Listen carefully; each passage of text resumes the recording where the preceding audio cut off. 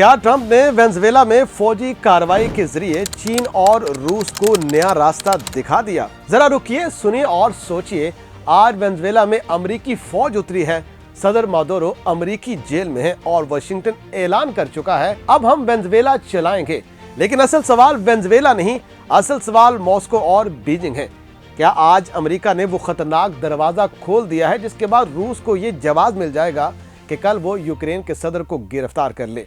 क्या चीन को भी ये पैगाम दिया गया है कि ताइवान के सदर को पकड़कर जजीरे को अमेरिकी तर्ज पर खुद चलाया जा सकता है? अगर ताकत ही कानून बन गई है, अगर आलमी उसूल खत्म हो चुके हैं, तो फिर दुनिया एक नहीं 3 महाजों पर जंग के दहाने पर खड़ी है।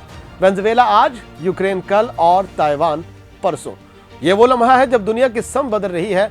वेनेजुएला में फौजी कार्रवाई करके सदर डोनाल्ड ट्रंप ने यह साबित कर दिया कि अमेरिका अब ताकत को किसी ज़ाब्ते, किसी आलमी कानून, किसी अखलाकी हद के बगैर अपनी मर्जी से इस्तेमाल करेगा। ये ताकत के कानून का खुला ऐलान है।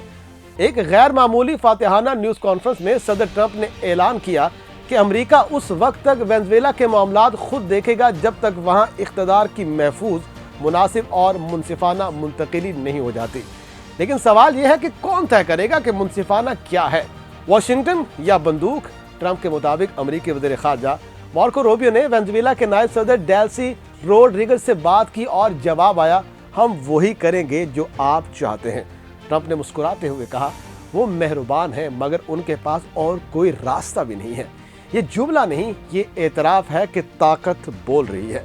ट्रंप ने यहाँ तक कह दिया कि अगर ज़रूरत पड़ी तो अमेरिकी फ़ौज ज़मीन पर उतारने से भी गुरेज नहीं किया जाएगा। लेकिन असल ख़तरा यहाँ से शुरू होता है।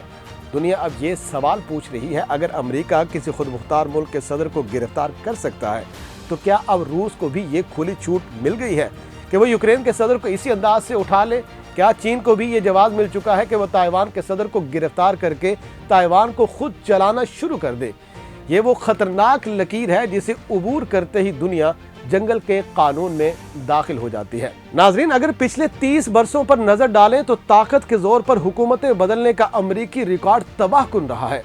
2003 में इराक मलबे में बदल चुका, 2021 में अफगानिस्तान 2 दहाइयों खरबों डॉलर और हजारों जानों के बाद एक झटके में हाथ से निकल गया। लातीनी अमेरिका में भी अमेरिकी मुदाखलत की तारीख कामयाबी नहीं, अफरा तफरी है। हेटी इसकी जिंदा मिसाल है, जहां 1994 में 25,000 अमेरिकी फौजी भेजे गए।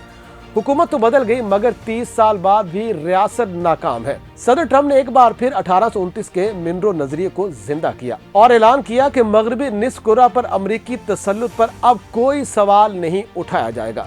कोलंबिया को खुली धमकी, मैक्सिको पर इशारा, क्यूबा एजेंडे में शामिल।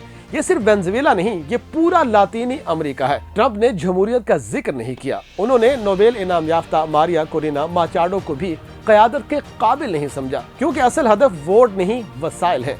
वेनेजुएला का तेल, इसकी मादनी दौलत और वो ऐलान, हम जमीन से बेपनाह दौलत निकालेंगे और इसका हिस्सा अमेरिका को भी मिलेगा। यही सोच पहले यूक्रेन में थी। फौजी इमदाद के बदले कुदरती वसाइल।